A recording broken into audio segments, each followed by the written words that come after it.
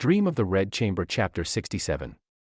Inside this compound lives an extended mega family. A huge household. Massive. But for today's focus, we're looking at a specific subset of relatives staying there, the Zhu family. So you have the mother, Aunt Shu. You have her boisterous, often kind of clumsy son, Zhu Pan. Oh, very classy. And you have her highly pragmatic, incredibly competent daughter, Bao Chai.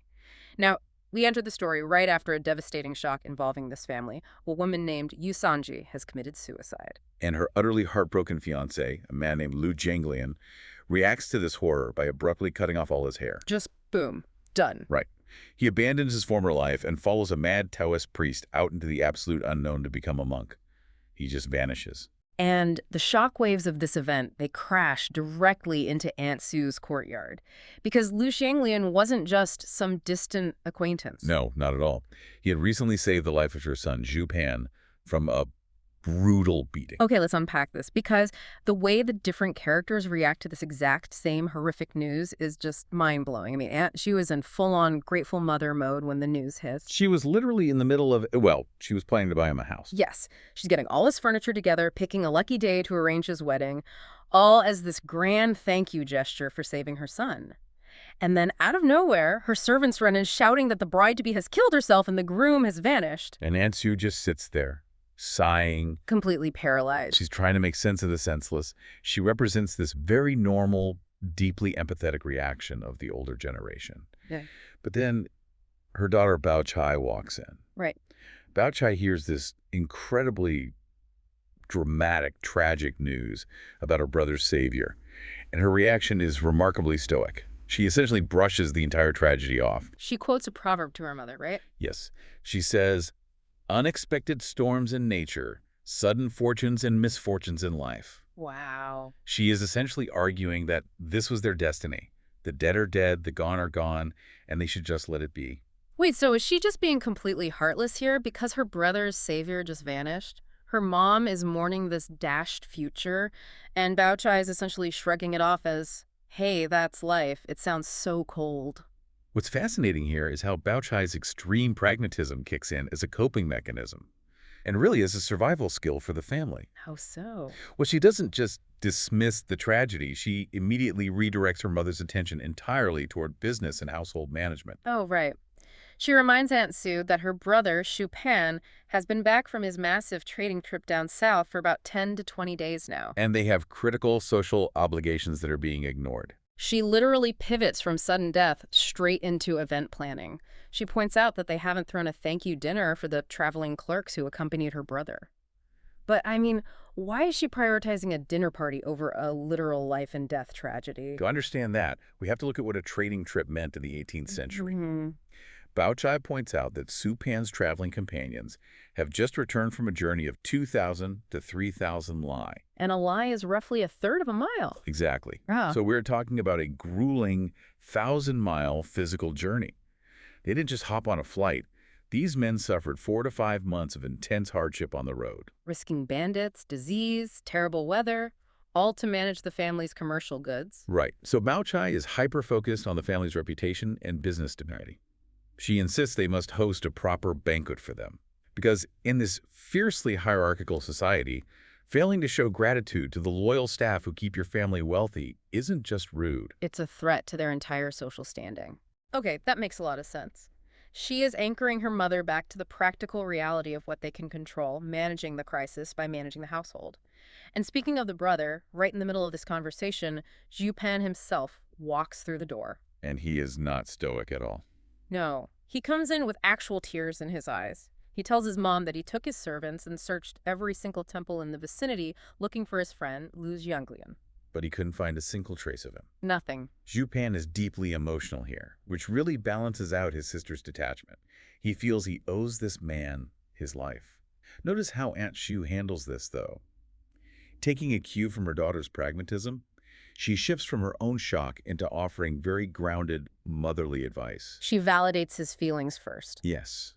She tells him he has done his duty as a friend by searching. But then she tells him he needs to refocus on his business, and more importantly, his own upcoming wedding preparations. And she drops this brilliant proverb. She says, "Clumsy birds fly first." Oh, man, I feel that on a spiritual level. Clumsy birds fly It's first. so evocative. It really is. Anshu is basically telling him that people who lack natural ability, or in their case, people who are short-handed, need to start their preparations much earlier than everyone else. If they don't start flying early, they'll end up forgetting things and making fools of themselves when the big moment arrives. It is exactly like having a massive project do it, work, and you panic clean your entire house instead of actually doing the work. Yes. And Zupin totally admits to this. He says his head has been spinning between managing all the commercial goods he brought back and frantically searching for his friend. And as a result, he completely dropped the ball on thanking his travel companions. It highlights a very human vulnerability. I mean, Zupan is wealthy, he's privileged, he's a bit reckless, but he's also easily overwhelmed by complex emotions. He admits he wasted his time running around in a panic and missed doing the actual proper things he needed to do to maintain their household standing. Right. So he agrees to set up the dinner, which beautifully sets up the next sequence, exposing just how distracted Zupan really was. Because right as they're talking, a servant interrupts to say that the manager has sent over 2 giant boxes. These are huge palm hair boxes clamped in wooden boards. And they're completely full of personal souvenirs that Zupan bought specifically for his mother and sister while he was down south. But because his head was spinning so much, he accidentally left them buried underneath all his massive crates of commercial merchandise. He brought all these thoughtful gifts back and simply forgot to bring them inside the house for weeks. Bao Tai teases him about it. She jokes that if the manager hadn't sent them over, Zupan probably would have left them sitting in the warehouse until the end of the year. She playfully tells him he must have left his soul out on the road. And he actually agrees. He says his soul was scared right out of his body and hasn't returned yet. Here's where it gets really interesting, because the text goes into incredible detail about what is actually inside these 18th century luggage trunks. Quite a haul. It is. The first box is packed with high-end practical goods, silk, satin, intricate foreign goods meant for everyday household use. Very luxurious, but, standard wealth markers. The second box, though, is the real focal point. This is the box Yu Cao Pan packed specifically for his sister, Bao Chai. It shows the incredible artisanship available in the southern regions at that time. Looking at the text here, the list of items is wild. It's packed with fine pens, ink, luxurious paper, elaborate inkstones. There are fragrant bags, beautifully scented beads, fans, decorative fan pendants, and a whole array of cosmetics like rouge and floral powder. A treasure trove. Yeah. But then underneath all of that, he brought back toys from a place called Tiger Hill. It mentions a tumbling boy toy with actual mercury inside it so it flips over and over, and an automaton, a literal self-walking mechanical figure. What is the significance of him bringing these specific things from Tiger Hill? Well, Tiger Hill, which is located in Suzhou, was essentially the cultural and artisanal epicenter of southern China during the Qing dynasty. It was famous for its crafts, its vibrant markets, and its incredibly sophisticated toys. So it wasn't just a generic toy shop? Not at all. The fact that a tumbling boy was weighted and animated with mercury shows a high level of 18th century engineering. Zupan went to great lengths and immense expense to secure these specific, delightful items. He wanted to entertain his sister with the most cutting-edge, amusing novelties available in the empire. But out of all of that, the mercury robots, the high-end cosmetics, the expensive silks, there is one item that stands out above the rest. It's a custom-made, highly accurate little clay figurine of Zupan himself. He had a little clay clone of himself made. Yes, at Tiger Hill. If we connect this to the bigger picture, Bao Kai's reaction to this specific item is one of the most revealing character moments in the entire novel. Oh, absolutely. Think back to just minutes ago. Bao Kai was the ultimate ice queen, coldly stating that the dead are dead and we need to plan a dinner party. But when she sees this little clay figurine of her goofy, well-meaning brother, she completely ignores the expensive silks. She ignores the fancy automaton. She picks up the little clay statue of her brother, looks at it, looks up at the real Zupan, and just starts laughing. it completely melts her. It humanizes her so much, showing that beneath that ultra-pragmatic, business-first exterior, there's a very genuine sibling affection. She loves her brother and sees how hard he tried. It immediately shifts the energy of the household from mourning to warmth. Bao Chai then takes all these treasures back to her own room to organize everything and divide the gifts to distribute to the other girls living in the extended family household. She prepares all the gift packages. Some get stationery, some get fans and scented beads, some get cosmetics or toys. But she makes one very specific exception. When it comes to Lin Daiyu, Bao Chai gives her a double portion. A very generous gesture. Extremely. She packs Daiyu a gift that is twice as thick, filled with unique items, and sends her maid over to deliver it. It seems like going out of her way to show special favor. So what does this all mean? Because when Daiyu actually receives these wonderful, thoughtful gifts, she looks at them and bursts into tears. She is absolutely heartbroken. Why on earth would receiving a double portion of amazing souvenirs make someone cry? The answer lies in the deep psychological realism of the story and Daiyu's specific social status. Daiyu is looking at the physical objects, but she is experiencing a profound emotional trigger. The text tells us these specific goods are from the South.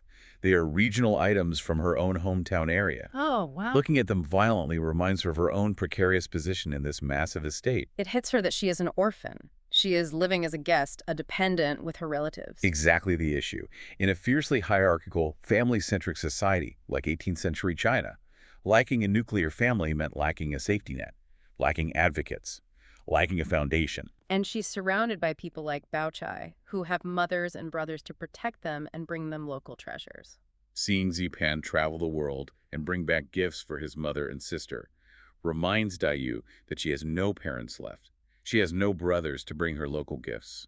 The well-intentioned present highlights her complete isolation in the world. You think you're doing something nice and it accidentally magnifies someone's trauma. Exactly. Daiyu's maid, a girl named Zihuan, sees this happening and steps in to be the voice of reason.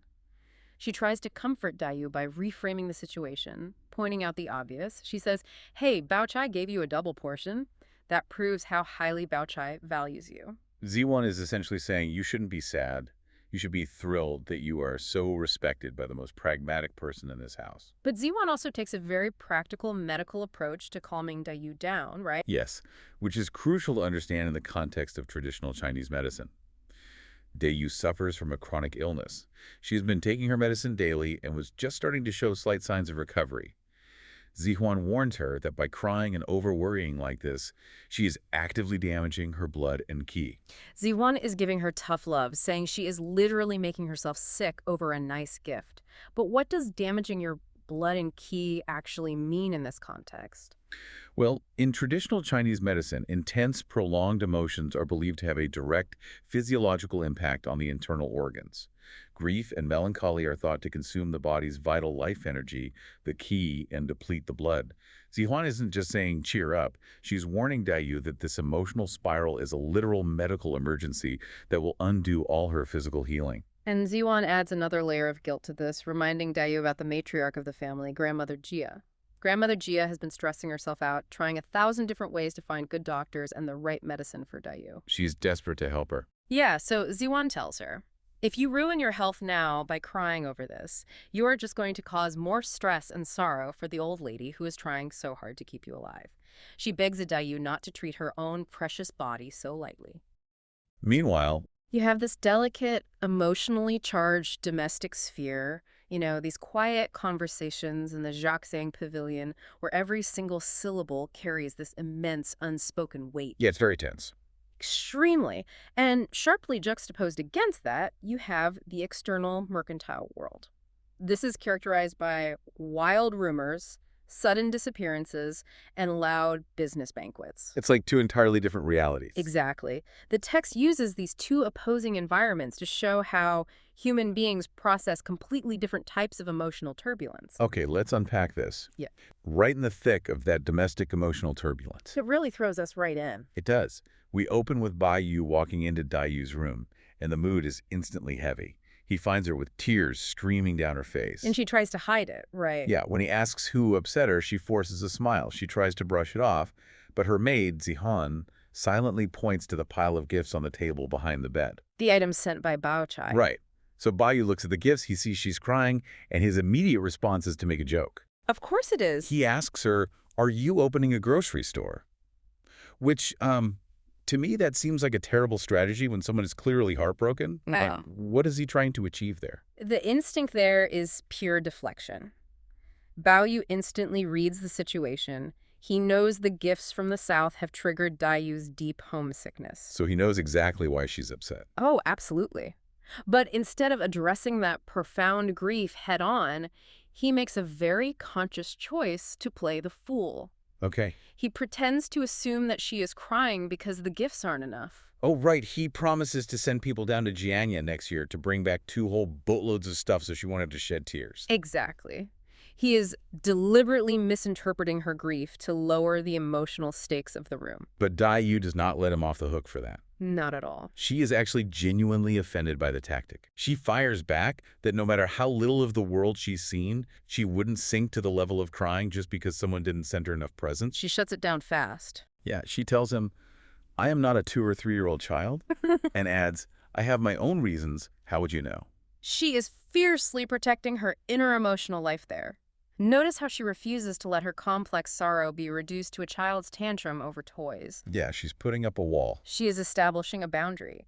But rather than getting defensive or just giving up when she starts crying again, Baoyu shifts his approach entirely. Right, he physically moves closer. He sits down right by her bed, and instead of asking her to explain her feelings, he starts picking up the gifts, one by one. Which seems counterintuitive. It really does. He starts asking all these mundane questions. What is this? What's it made of? Look how neat it is. Maybe we should use this one as an antique on the table. He's just talking. Just talking nonsense. The text specifically notes that he uses unimportant words just to mix things up and keep her occupied. So why does asking about the material of a toy work better than asking about her feelings? What's fascinating here is the mechanics of what we would modernly call grounding. Grounding. Yes. When someone is completely emotionally flooded, their nervous system is in a state of alarm. They're overwhelmed. Precisely. And asking them to intellectually process their trauma in that exact moment often makes the flooding worse. Because it's too much to handle. Exactly. By picking up physical items and asking simple sensory questions, what is this, what is it made of, Baoyu, is forcing her logical brain to engage with the immediate physical present. Oh, wow. It is strikingly similar to the modern 5-4-3-2-1 grounding technique used for severe anxiety, where you focus on physical objects in the room to pull the mind out of a downward spiral. You can actually see it working in the text, too. How so? Well, Dayu watches him doing this, picking up these trinkets, trying so desperately hard to distract her, and her focus actually shifts. She ends up feeling bad for him because his effort is so transparent. That's a huge shift. It is. She tells him to stop messing around and takes the initiative. She suggests that they should leave the room and go over to Bachai's place to say thank you. She's taking control back. Right, and she even adds that Zupan is back, so he can tell them stories about Southern historical sites. That way, she could at least feel like she took a trip back to her hometown. That shift in her agency is the key takeaway.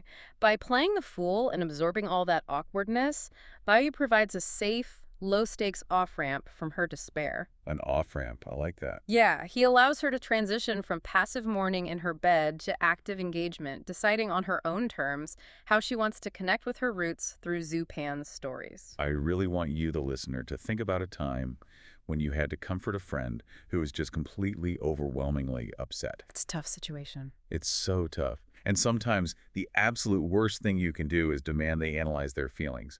Sometimes just sitting on the edge of the bed, holding a random object, and offering a mundane distraction is the highest form of empathy. It acts as a lifeline. Providing that buffer gives the grieving person permission to step back from the edge of their own sadness without feeling analyzed or judged. That is so true. But then the narrative pivots sharply.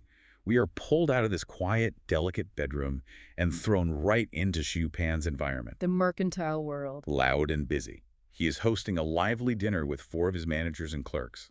They have set up a banquet, poured the wine, and are deep into discussing business, inventory, and selling goods. It's a very practical, concrete space. But amidst this practical dinner, a guest points out that they are missing 2 friends, Lian, who went to Pinyin Prefecture, and Lu Zhanglim. And just the mention of Lu's name makes the mood plummet. The external world just crashes into the narrative here. Yeah, Xu Pan frowns, lets out this heavy sigh, and reveals what he describes as the weirdest thing in the world. He drops a bombshell. He informs the table that Lu is not just out of town, but has become a Taoist monk, led away by a mysterious priest. And for a room full of pragmatic businessmen, this news is utterly incomprehensible. Here's where it gets really interesting. Because the clerks react by sharing the rumors they've been hearing down at the shop. The rumor mill goes to work. Big time. They mention people arguing in the store, claiming that a Taoist priest had whisked a man away with just a few words, or maybe a magical gust of wind. A magical gust of wind. Right. But one clerk at the table refuses to accept the magical wind theory. And he also refuses to accept that his friend just vanished. Instead, he builds this incredibly elaborate alternative narrative. Pay close attention to the logic this clerk uses. He argues that Liu is too smart and too clever to just blindly follow a priest. He brings up Liu's physical strength, right? Yes, his strength and his knowledge of martial arts. And based on those traits, the clerk concludes that Liu must have seen through the Taoist's dark magic and evil spells. So what is his conclusion? The clerk decides Liu is actually following the priest on purpose, in secret, to defeat him or manipulate him behind his back. He practically drafts an entire action movie plot right there at the dinner table. Why are these pragmatic, inventory-focused clerks suddenly inventing stories about undercover martial arts missions? If we connect this to the bigger picture, you are looking at a textbook demonstration of cognitive dissonance and the human need for narrative control. Narrative control. Exactly. When faced with a chaotic, inexplicable event, especially the sudden loss of someone within your social circle, the brain scrambles to fill the information vacuum. Because the alternative is just too scary. Right. The idea that a strong, capable friend could just vanish into thin air is terrifying because it implies the world is completely random and unsafe. Wow, yeah. The clerk cannot process the grief and confusion, so he unconsciously transforms Liu from a victim of a bizarre circumstance into an undercover hero fully in control of his destiny. It is a psychological defense mechanism to restore order to his worldview.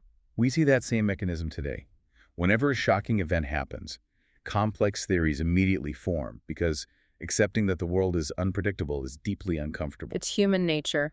But while the clerks are busy building these action hero narratives, Zhu Pan's reaction is entirely different. The text shows a level of vulnerability from him that is really quite jarring for his character. Zhu Pan's response is the emotional anchor of this scene. He's normally so tough, right? He is the head of the household, a merchant deeply embedded in the harsh, practical realities of trade, yet the emotional weight of Liu's disappearance completely crushes him. He just breaks down. He bypasses the intellectual rationalizations the clerks are attempting and falls straight into visceral grief. He gets angry, wishing someone would punish the charlatans deceiving the public. Then he admits to the table that he searched everywhere for Liu, inside and outside the city. Which is a huge admission. And then he confesses, which seems like a massive deal to admit in front of his employees. He says, "Don't laugh at me, but when I couldn't find him, I actually cried." That's a devastating line. And after he says that, he just sits there sighing, completely listless, stripped of his usual high spirits. The entire vibe of the banquet is ruined. His guests awkwardly finish their food and scatter. The sociological weight of that admission cannot be overstated. For a man of his status in that specific mercantile setting, to admit to crying over a lost friend shatters the expected social performance. He breaks all the rules of his class and gender there. He really does. The text is placing the clerk's intellectual avoidance of grief side by side with Zhu Pan's visceral, unavoidable reality of grief. Zhu Pan's depression literally empties the room, demonstrating that no matter how hard people try to rationalize a sudden loss, the raw emotional impact eventually demands to be felt. And that unavoidable emotional reality brings us back to our first duo. Back to the domestic sphere. Right. Baiyu and Dayu arrive at Bao Chai's place to thank her for the gifts. The text describes Bao Chai being modest, downplaying the gifts entirely. She brushes it off. She tells them they aren't anything special, just local, novel items brought from far away, meant to be something fresh to look at. And Dayu responds very poignantly to that. She notes that when they were kids, they wouldn't have even paid attention to these things, but now they really do seem like novelties. That observation from Dayu prompts Bao Chai to casually quote a common proverb to explain the shift in perspective. She says, "Things are valued when they leave their home region." The moment she says that, the psychological tripwire is hit. The air just gets sucked out of the room. Bao Chai is speaking purely about economics and novelty, the literal journey of the physical gifts on the table. But the proverb instantly strikes at the core of Dayu's trauma. Because Dayu is the thing from far away. Exactly. Dayu herself is the thing that has left its home region. The gifts are from the south, her home, and the proverb inadvertently highlights her profound isolation. It is a stark reminder of her displacement. Bao Yu is watching Dai Yu like a hawk through all of this. He doesn't miss a beat. He sees the exact moment her heart sinks because of that proverb, and he leaps into action to deflect the tension. He's acting almost like an emotional bodyguard. That's a great way to put it. He interrupts and forcefully changes the subject, demanding that Bao Chai's brother must bring them even more things next year. He aggressively shifts the focus from the painful past back to the physical items and the future. He refuses to let her dwell in the dark place the proverb accidentally opened up. And it works perfectly. Dai Yu snaps out of her melancholy, gives him a playful glare, and jokes to Bao Chai, "Look at him, he didn't come to say thank you. He just came to place next year's order." The tension breaks, everyone laughs, and the bomb is completely diffused. That sequence is just a masterclass in empathetic intervention. He tracks her emotional state micro-moment by micro-moment and intervenes before the spiral can even begin. So what does this all mean? We transition from this delicate emotional dodging and weaving into Bao Chai offering very practical clinical advice. Yes, she changes gears entirely. She tells Dai Yu that when she's feeling unwell, she shouldn't just sit alone in her room feeling smothered by it. She advises her to force herself to go out, take walks, and actively scatter her boredom and melancholy. The insight Bao Chai offers here mirrors the core principles of what modern psychology calls behavioral activation. Behavioral activation. Right. When someone is slipping into a depressive episode or dealing with chronic lethargy, the natural instinct is to withdraw, lie down, and isolate in a quiet room. Just hide under the covers. Exactly. However, isolating in a static environment actually acts as an incubator for emotional despair and physical stagnation. Bao Chai actually uses her own recent experience to illustrate this. She admits that for the past couple of days, she herself had been feeling lazy and feverish. She wanted to do nothing. She just wanted to lay down. But she notes that because the seasonal air was bad, she was afraid of getting genuinely sick. So she forced herself to find things to do, kept herself busy, and pushed through it. And as a result, she feels better. In the text, the concept of bad seasonal air describes a general malaise or a creeping illness. But look at Bao Chai's prescribed solution. By forcing physical movement and maintaining a routine, she is actively disrupting the physiological feedback loop of lethargy. It's incredible how modern that sounds. Modern therapy operates on this exact premise. Moving the body and changing your physical environment signals safety and momentum to the brain, which can literally ward off a depressive spiral. She recognizes that the mind and the body are operating on a single, continuous feedback loop. And Dai Yu actually agrees with her, admitting she had been thinking the exact same thing about needing to disrupt the cycle. It highlights a deep level of communal care among them. Yeah, despite the accidental verbal tripwires, they are actively observing and trying to sustain each other's physical and mental well-being. They are a support system. They really are. And the excerpt wraps up with a very gentle closing image. After all the jokes, the deflected tension, and the practical health advice, everyone parts ways. But Bao Yu stays close. Right, Bai Yu doesn't just walk away. He escorts Dai Yu all the way back to the very door of the Xiaxiang Pavilion before they finally separate and go to their own rooms. The scene shifts.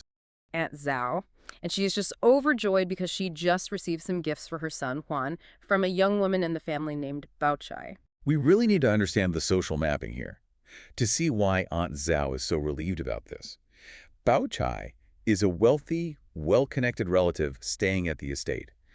And the text emphasizes Bao Chai's immense social grace. She does it perfectly. Right. She distributed these gifts from her hometown impartially. She went door to door, making sure no one was left out, completely regardless of their rank or their status within that massive family hierarchy. Which is rare in this house. Very rare.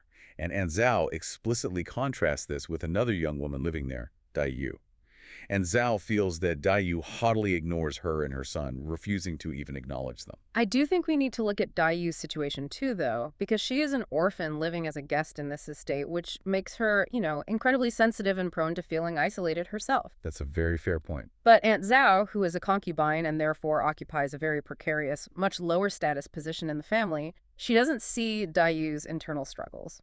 Aunt Zhao just sees the perceived slight. She only sees how it affects her own standing. Right, so when Bao Chai, who has extremely high status, actually acknowledges Aunt Zhao's son with a gift, it feels like a massive validation. Exactly. It is a validation of her existence in a house that largely looks down on her. But this is where the concept of information as currency comes into play, and where Aunt Zhao makes a really severe miscalculation. Oh man, she really does. She attempts to take the goodwill generated by Bao Chai's gift and spend it to artificially elevate her own status. She takes the items directly to Wang Furen, and for context, you can think of Wang Furen as the matriarch. She's essentially the CEO or the chairman of the board for the inner household. The ultimate boss. Yeah, and she's also Bao Chai's relative. So An Zhao goes into Wang Furen's quarters and tries to curry favor by excessively praising Bao Chai's thoughtfulness. She is trying to align herself with the high-status relative just to get in the good graces of the matriarch. What's fascinating here is Wang Furen's immediate reaction. Wang Furen is a woman who has survived and thrived at the very top of this ruthless social hierarchy for decades. She instantly sees through the clumsy flattery. It's so transparent. It really is. The text actually notes that Aunt Zhao's words are neither here nor there. They are fundamentally inappropriate for someone of her station to be delivering in that casual manner. Wang Furen doesn't entertain the praise at all. Not even a little bit. No, she coldly dismisses her, instructing her to take the items away for her son to play with. So Aunt Zhao walks in thinking she is executing this brilliant political maneuver, but she leaves completely humiliated.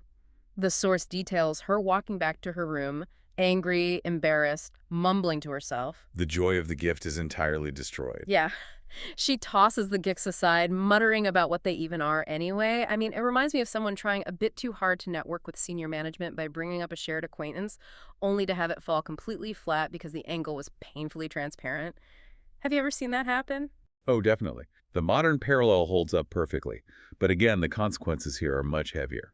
Aunt Zhao hasn't just suffered an awkward moment at a networking event.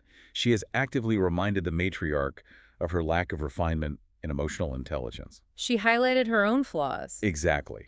In a rigid hierarchy, attempting to manipulate the matriarch is a very dangerous game. Wang Furen shuts it down immediately to enforce the boundary and maintain the structural order of the house. Which brings us to a really interesting contrast in how different characters handle the psychological weight of these boundaries. We get a very brief scene with Bao Chai's maid, Yinger. She reports back to Bao Chai that she just saw the formidable second granny, Also known as Xifeng. right, Xifeng, who essentially acts as the chief operating officer of the estate. And Yinger says Xifeng is looking furious and is whispering secretively with her trusted maid, Pinger. Yinger's clearly fishing for gossip. Yeah, she wants to know what the drama is. But Bao Chai's reaction is incredibly telling. She tells her maid, "Every family has its own affairs. How can we manage that? Go pour tea." That is the ultimate display of self-preservation through deliberate apathy. Deliberate apathy. I like that. Bao Chai understands that hoarding information is sometimes just as dangerous as spending it. Getting involved in the COO's anger, even as a bystander, is a losing proposition. By telling her maid to go pour tea, she is actively closing her door to the gossip network. She refuses to accept the currency. Meanwhile, Most trusted senior maid, Jurin, go across the compound to Xifeng's courtyard. this sparks a real shift in the narrative, moving us out of the claustrophobic inner rooms and out into the sprawling garden. The sources provide a very deliberate sensory description of Jiren's walk. It's a beautiful passage. It is. We are given details of late summer transitioning into early autumn. She walks by the Qinfeng Bridge, observing the lotus pond where new blooms are mixed with fading, dying lotuses. It is deeply atmospheric. You get the sense of a season changing, which mirrors the shifting fortunes and hidden decays within the family itself. And during this walk, Jiren encounters a grape trellis, and beneath it, she finds old Nanny Zhu. And she's furiously swatting bees and wasps away from the grapes. Right. Nanny Zhu explains the practical issue to Jiren. It has been a dry summer, which has brought out the pests. She points out that if a wasp bites just 2 or 3 grapes on a cluster, the rotting juice from those broken grapes will drip down and destroy the entire bunch. On the surface, it's just a highly specific gardening detail. But the text is doing something much heavier here, isn't it? Absolutely. If we connect this to the bigger picture, the rotting grapes serve as a profound metaphor for the estate's entire social structure.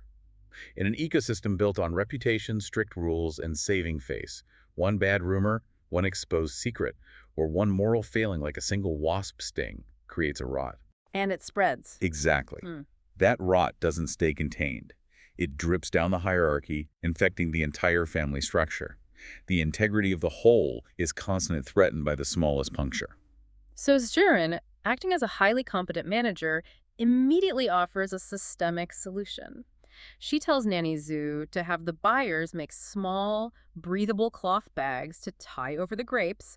It protects the fruit while still allowing the air to circulate. A very practical fix. But then the interaction takes a sharp turn. Nanny Zhu, wanting to show appreciation, notes that some of the fruit has already been slightly damaged but still tastes good. She offers Zirin an unripe grape to try, and Zirin issues a very firm refusal. It is a refusal that speaks volumes about how order is maintained in this world. Zirin doesn't decline politely by saying she isn't hungry. She gives a structural reason. She points out that the first fruits of the season have not yet been offered as a formal tribute. I found that detail really striking. She actually scolds Nanny Zhu, reminding her that she is an old servant and should know the rules. But wait, isn't Zirin being a bit hypocritical here? How do you mean? Well, she is a servant herself, yet she is heavily pulling rank on an older woman. Is she just flexing her authority to remind Nanny Zhu who is in charge? It might look like a simple power flex to a modern reader, but it is actually about survival and the cosmic order of the house. The tribute system means the very first harvest belongs to the ancestors or the absolute highest masters of the estate. So eating it is a big deal. A massive deal. Consuming that fruit before the ritual offering is a direct violation of filial piety and the social order. Zirin is enforcing the hierarchy because she knows that if senior staff start breaking the rules for a quick, casual snack, the entire system of respect breaks down. It goes right back to the wasp metaphor. Exactly. Zirin is stopping the rot before it can drip. She knows that in this environment, a lapse in protocol is never just a lapse in protocol. It is a structural threat. That makes a lot of sense. The stakes are omnipresent. So Zirin finishes this interaction at the trellis and continues on her errand, eventually arriving at Shifeng's courtyard. Remember, Shifeng is our COO, managing the massive daily budgets and hundreds of staff members. She's incredibly powerful. Very. And the second Shirin steps into the yard, she overhears Shifeng loudly complaining inside her room. Shifeng is crying out, "Heaven's justice and conscience, I've suffered in this room until I've become like a thief." This is a critical juncture in the text. Overhearing the financial manager of the estate expressing vulnerability or implying she is being forced into unfair compromises is deeply dangerous information. Think about the modern equivalent. You walk up to the door of an executive and you hear them venting about the board of directors or impending layoffs. What do? You back away slowly. Right. But again, the historical stakes elevate this. If Shirin is caught eavesdropping on this kind of vulnerability, she could be seen as a threat. So Shirin employs an incredibly tactful maneuver. She intentionally makes her footsteps heavier on the stone path. She's announcing herself. Yes, and she calls out cheerfully through the window to Shifeng's maid, Ping, announcing her presence well before she crosses the threshold. It is an elegant de-escalation. By making her footsteps heavy, she gives Shifeng the few crucial seconds needed to compose herself. She provides an out, allowing everyone to save face and pretend the moment of vulnerability never even happened. And the shift inside the room is immediate. When Zirin walks in, Shifeng is perfectly composed. She's just pretending to be resting on her bed. They engage in flawless, surface-level, polite banter. Like nothing happened. Exactly. Shifeng warmly praises Shirin for her dedication to Bayou, and Shirin politely inquires about Shifeng's health. They both know exactly what just happened, and they both mutually agree to bury it under protocol. But the reality of the estate is pressing in on them. The polite facade cracks almost immediately. A little maid enters the outer room and whispers to Pinger that someone named Wenger is waiting at the second gate. Now, Pinger tries to manage this quietly, whispering back to delay him and keep him away from the door. She's trying to run interference. Right. But Zirin, who is highly attuned to the energy of the household, immediately fetches the shift. She realizes a hidden agenda is playing out, and she promptly excuses herself. Let's contextualize what the second gate means here. In these sprawling estates, there is a strict physical division between the inner quarters, which are the domain of the women, and the outer quarters, which are the domain of the men and the outside world. The second gate is the barrier. It's the heavily monitored barrier between those two spheres. For a message to be coming from Wenger at the second gate directly to the inner rooms, it means information is crossing the boundary. Yurin recognizes that whatever this information is, it is highly sensitive, and being a witness to it could be a liability. Okay, here's where it gets really interesting. Because once Zirin leaves, the polite masks are completely discarded. The doors are closed, and Shifeng demands to know what is going on. She wants the truth. Pinger reveals the explosive gossip that is circulating out by the gates. Two young page boys were overheard discussing the master's new second granny, explicitly stating that she is prettier and has a better temper than the old one. The old one, of course, referring to Feng herself. Ouch. Yeah, and this isn't just idle gossip. It is an existential threat to Feng's authority. If her husband has secretly taken a new wife or concubine on the outside, it undermines her absolute power within the inner household. Her financial control and her social standing are directly tied to her husband's loyalty and her status as his primary wife. And it gets worse, because there was an active cover-up happening. Pinger explains that Wanger, the servant currently waiting outside, was heard screaming at the two page boys, threatening to physically cut out their tongues if anyone inside the inner gates heard what they were discussing. Feng understands immediately that she is dealing with a conspiracy of silence. She summons Wanger into the room. He enters, bows, and stands by the door. Feng does not waste time. She goes right for it. She asks him a direct, pointed question. Did your master get someone on the outside? Do you know about it? Wanger attempts to use plausible deniability. He plays the fool. He claims he just works his shift at the second gate, managing the flow of goods and basic messages. He argues that he couldn't possibly know what the master does in his private life outside the compound. This raises an important question regarding how someone in power extracts the truth without physical evidence. Feng doesn't resort to just yelling at him, and she doesn't accuse him of lying outright. She does something much smarter. She uses a ruthless logic trap to completely dismantle his defense. She looks at him and says, if you naturally didn't know, why did you stop them? It is such a sharp, devastating counter-argument. She corners him using his own actions. If he were truly ignorant of the situation, he wouldn't have understood the catastrophic danger of the page boys' conversation.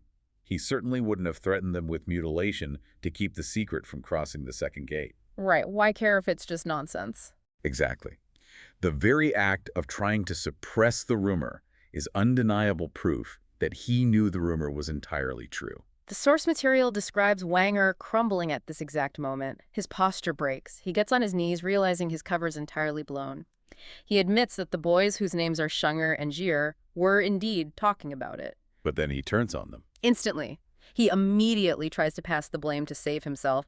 He begs Feng to question Shenger, pointing out that Shenger is the servant who actually travels outside the compound with the master. It is the domino effect in action. Once the logic trap snaps shut, the loyalty among the servants evaporates, the conspiracy falls apart, and they immediately start turning on one another just to survive Feng's wrath. And her wrath is absolute. Feng curses them, referring to the servants as a vine of ungrateful bastards. That phrasing is so evocative because she realizes the scope of the betrayal. It isn't just one rogue servant, it is an entire network of male staff covering for her husband, acting as a unified front against her. She won't let that stand. She orders Wanger to go fetch Jinger immediately and commands him to stay put for a full, relentless interrogation of everyone involved. Meanwhile, Zinger. Right. And he is having a great time blissfully playing around with some other servants in the accounting room. It is a rare moment of relaxation. Yeah, there's noise, camaraderie. He's totally off his guard. Exactly. And then a message arrives.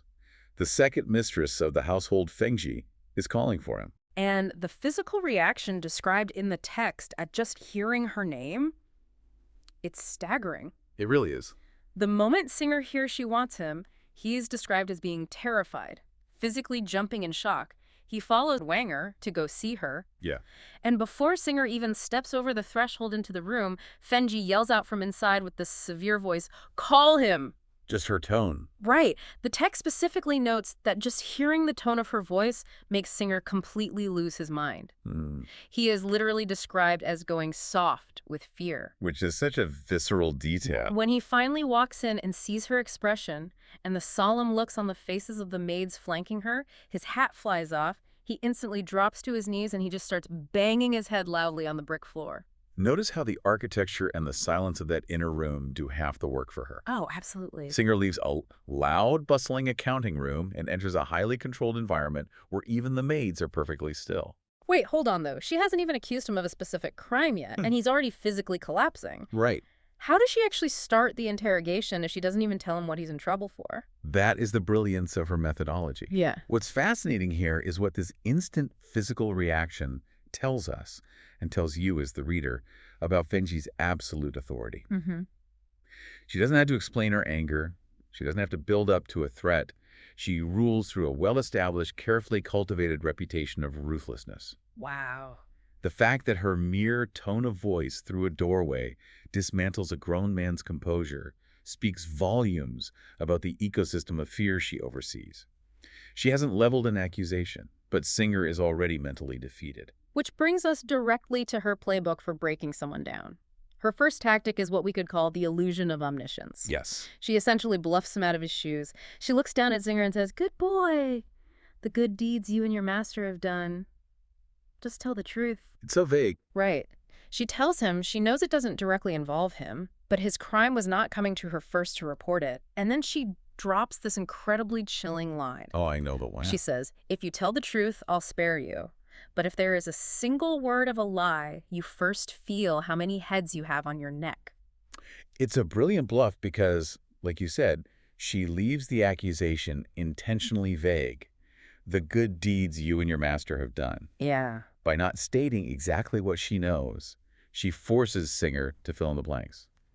If she had accused him of a specific act, he could calculate exactly how much to deny or how much to admit. Exactly. By claiming total unspecified knowledge, she creates a psychological trap. He has to confess to everything because he has absolutely no idea where her knowledge ends. It's like when a boss calls you into their office and just says, "Do you want to tell me what happened with the Johnson account?" Yeah, perfect analogy. And you end up frantically confessing to 3 different mistakes they didn't even know about, just trying to cover your bases. Only here, the stakes are literally life and death. Exactly. The cognitive load placed on the person being interrogated is immense.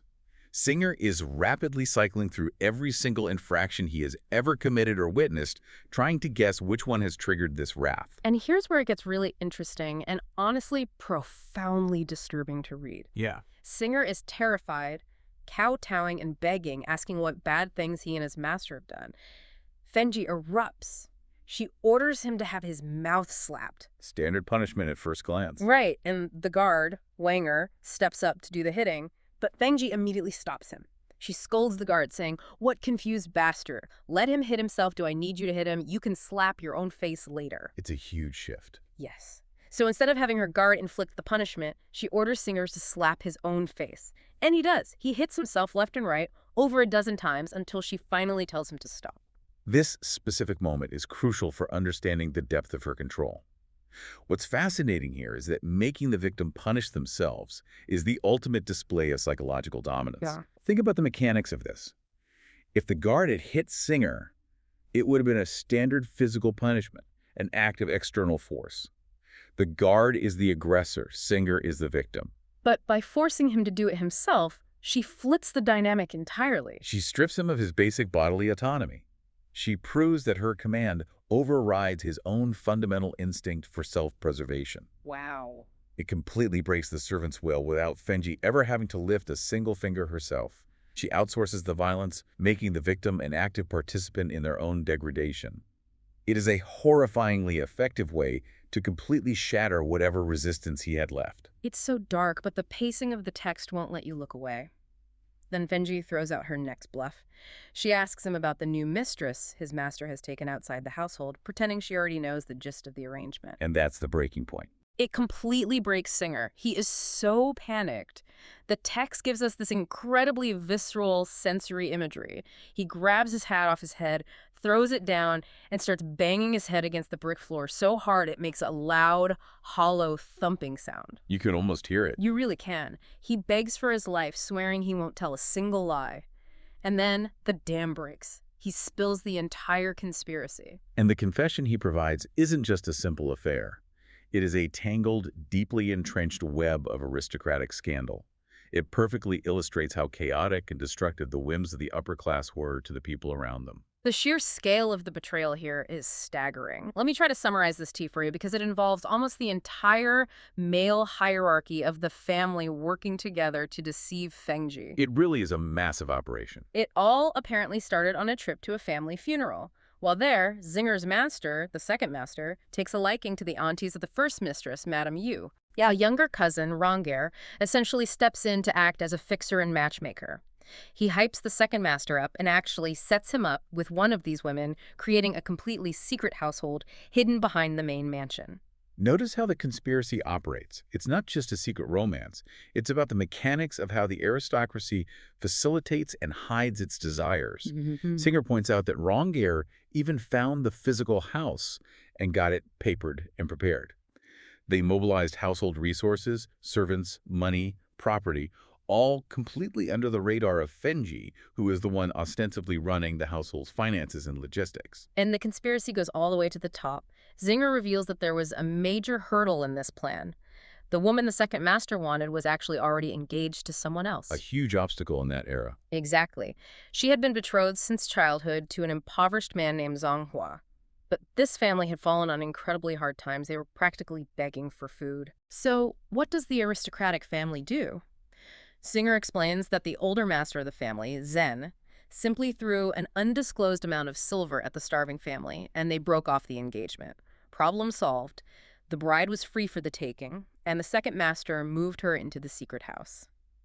If we connect this to the bigger picture, to understand how brutal this detail about the bribery is, you have to realize the cultural weight of what is happening. Okay. In this era, a childhood betrothal wasn't just a promise or a casual relationship. It was an ironclad social and economic contract. It defined a person's standing in the community. So breaking it off isn't just a tough breakup for Zhang Hua. Not at all. By tossing silver at a starving family to force them to break that contract, the wealthy masters aren't just taking his fiancée. They are completely erasing this impoverished man's social standing and future just because his existence was a mild inconvenience to their secret affair. It exposes the absolute collateral damage of aristocratic whims. Lower-class lives, like Zhang Hua's, aren't viewed as having legitimate claims or rights. The wealthy characters in this text literally purchase reality. They rewrite the social fabric whenever it suits them. Speaking of rewriting reality, there is a moment of dark, almost absurd comedy in the middle of all this terror. Yes, the slip up. While Shinger is frantically explaining the details of the secret household, he accidentally slips up. He is trying to explain the hierarchy of who is involved, and he casually says, "this second mistress," referring to the new secret bride. Which is a terrible mistake. Right, because he's saying it to the actual second mistress, Fengjie. Realizing his massive, potentially fatal blunder, Shinger immediately stops and starts slapping his own mouth again. Right. It's such a pathetic, terrified gesture of self-correction that it actually makes Fengjie laugh. The maids flanking her all cover their mouths and laugh along with her. It highlights the absurd theater of the interrogation. Even in a moment of sheer existential dread for Singer, a moment where he is desperately fighting for his life, he is still expected to perform his subservience perfectly. Yeah. The fact that Fengjie and her maids can laugh at his terror underscores the vast, unbridgeable empathy gap between them. To the ruling class, his profound fear is nothing more than mild, physical comedy. But the reality of that empathy gap becomes incredibly grim just a few sentences later. As Singer continues his confession, we get to perhaps the most chilling part of the entire excerpt. Before we get into what Singer reveals next, I want you to consider the immense vulnerability of the women kept in these secret arrangements. Absolutely. They have no legal standing. They have no protection within the main household because their existence is a secret. They're entirely dependent on the fleeting desires of the men who isolated them. They are essentially living on a cliff edge. And we see exactly what happens when someone falls off that cliff. Singer's explaining who lives in the secret house.